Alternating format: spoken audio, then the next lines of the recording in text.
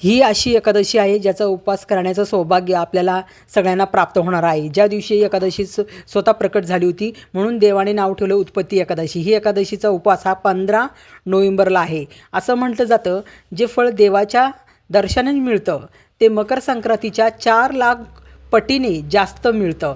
जे सूर्यग्रहण चंद्रग्रहण आपण स्नान दान केल्याने पुण्य फळ मिळतं ते या उत्पत्ती एकादशीने मिळतं। ध्यानात असू द्या, जे लोक एकाच वेळेस फलाहार करतात त्यांना अर्धच फळ प्राप्त होतं। जे निरंकार उपवास म्हणजे पाणी ग्रहण न करता फळ न ग्रहण करता त्याचं वर्णन देव पण करू शकणार नाही असं स्वतः श्रीकृष्णाने म्हटलं आहे। उपवासाच्या दिवशी एक विड्याचं पाणी घ्यायचं आहे, त्याच्यावर कुंकाने श्री लिहा आणि 5 सुपारी 5 लवंगा 5 इलायची ठेवायची आहे। त्यासोबत महालक्ष्मी आणि श्रीहरिविष्णूंना अर्पण अवश्य करा।